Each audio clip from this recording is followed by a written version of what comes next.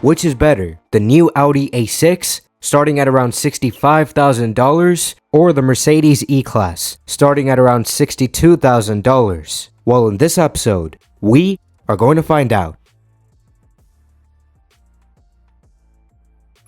The exterior design of the E-Class is very sleek. It looks expensive at the same time. On the front, it has rounded headlights, a massive grille with lots of chrome trim, and the huge Mercedes logo. And this bumper has a pretty aggressive look to it. Base versions get a simpler looking bumper. Down the side, the body panels are really smooth. The flush door handles give it an even smoother look. This vehicle has black trim on the side skirts. Base versions get chrome trim. And it looks fantastic with this rather beautiful green paint, and with these expensive looking wheels. On the back, there's lots of chrome trim, and the taillights have a sharp look, with the Mercedes logo in them. It's an overall clean and expensive looking vehicle. The lightest version of the E-Class weighs above 4,100 pounds. Overall, I love how this car looks. The new A6 has a very clean looking exterior.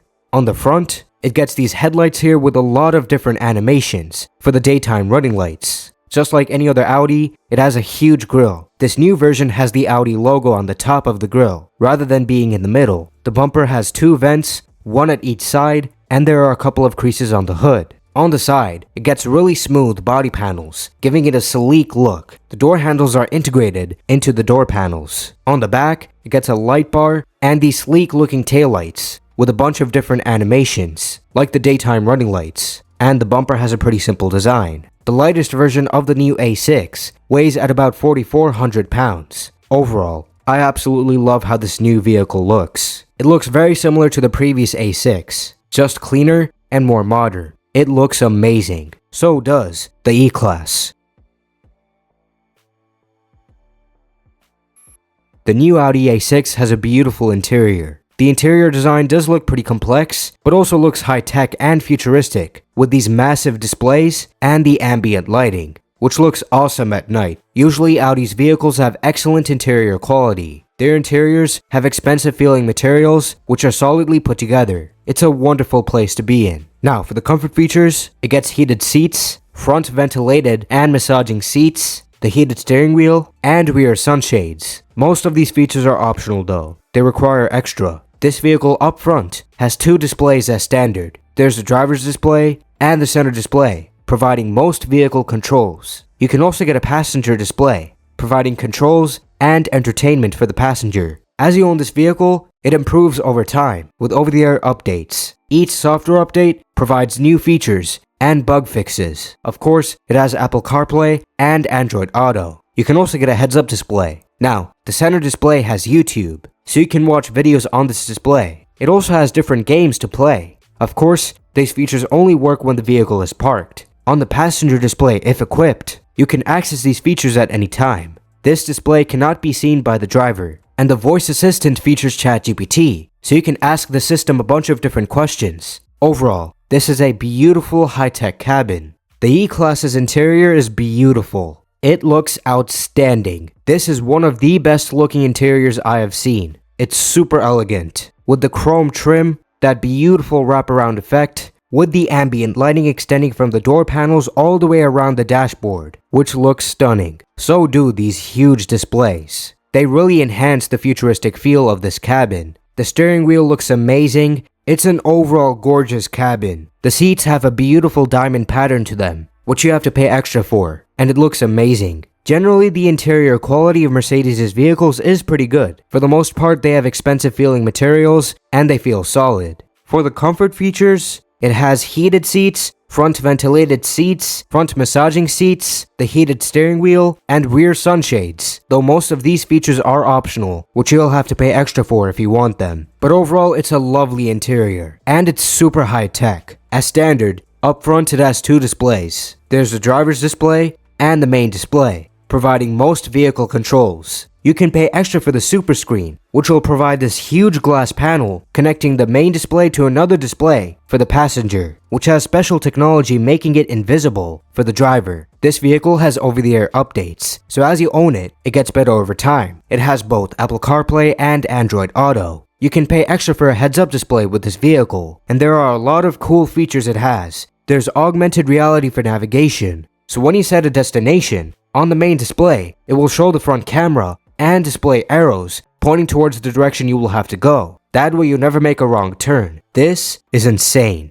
You can also pay extra for a 3D effect on the instrument cluster. It can only be seen in person though. It cannot be seen on camera. You can even pay extra for a selfie camera, which you can use to take selfies or even use it for Zoom meetings. The system has Zoom downloaded, and you can secure different driver profiles with Touch ID. The main display has a bunch of different videos to watch and a few games to play. These features only work while the vehicle is parked. However, on the passenger display if equipped, they will work at all times. Overall, this is a wonderful cabin and a super high-tech vehicle.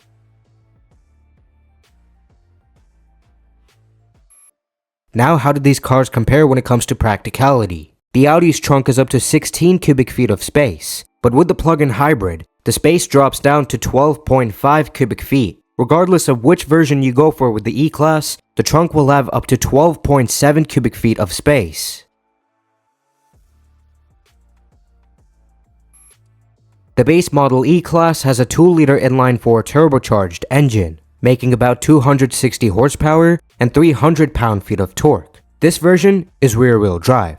You can get this car as either rear-wheel drive or all-wheel drive. Both can go from 0 to 60 miles per hour in 6.1 seconds. But there's a more powerful all-wheel drive version, featuring a 3-liter inline-6 turbocharged engine. It makes about 380 horsepower and 370 pound-feet of torque. This car can complete the 0 to 60 time in 4.4 seconds. And all of these versions come with mild hybrid technology and a 9-speed automatic transmission. With the A6, there's a 2-liter 4-cylinder diesel engine, which you can get with either front-wheel drive or all-wheel drive. Regardless of which, it makes 200 horsepower and 300 pound-feet of torque. The front-wheel drive version can go from 0 to 60 miles per hour in 7.4 seconds. The all-wheel drive can go in 6.6 seconds. This engine also has a 48-volt mild hybrid system, but you can also get a 2-liter 4-cylinder petrol engine with only front-wheel drive. Compared to the diesel engine, it only makes about 250 pound-feet of torque. It also can go from 0 to 60 miles per hour in 7.8 seconds. But then you can also get a 3-liter V6 turbocharged engine with all-wheel drive. It makes about 360 horsepower and 410 pound-feet of torque.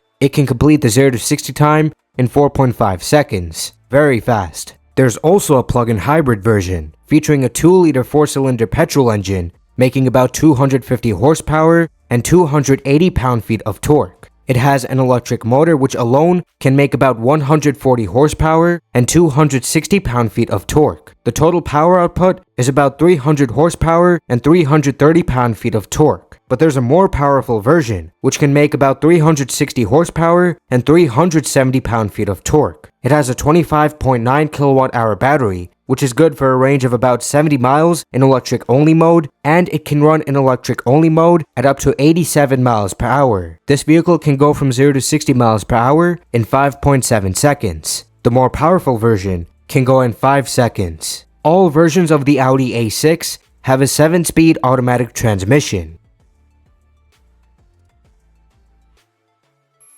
Both vehicles have spring suspension as standard, but you can also get adaptive air suspension with both. This setup repeatedly adjusts the stiffness of the suspension based on the road conditions for a smoother, more comfortable ride, and better handling. And based on how fast the vehicle is traveling, it constantly adjusts the ride height for an even superior ride. All of these settings can be toggled manually as well. The Audi has been tuned to make it provide a sportier driving experience while maintaining comfort at the same time. The Mercedes has been tuned to make it provide a more luxurious and comfortable driving experience, less towards a sportier driving experience. Both vehicles have sway bars, reducing body roll when turning, increasing stability. They both have variable ratio steering. The steering ratio changes based on the steering angle and the vehicle's speed. At low speeds, it makes the steering faster for better maneuverability. At higher speeds, it makes the steering slower to make it more controllable. Both vehicles have torque vectoring, which can send full power to the outer wheel with the most grip. Helps a lot with corner exiting traction. They both have rear wheel steering as an optional feature, which at low speeds turns the rear wheels at the opposite direction of the front wheels for a smaller turning circle. At higher speeds, they turn at the same direction as the front wheels for better stability. And these vehicles have a lot of self-driving features. They both have adaptive cruise control, which can automatically accelerate and brake for vehicles in front. Unlike the Mercedes, the Audi has it as standard. However, with both cars, you can pay extra for features such as steering assist, which steers the vehicles inside of their lane when adaptive cruise control is enabled. You can also pay extra for features such as lane change assist, where they can change lanes by themselves, and park assist, where they can park by themselves. And these vehicles have a lot of safety features as standard. They both have forward collision warning with automatic emergency braking, lane departure avoidance, blind spot warning, rear cross traffic alert, and a lot of other safety features.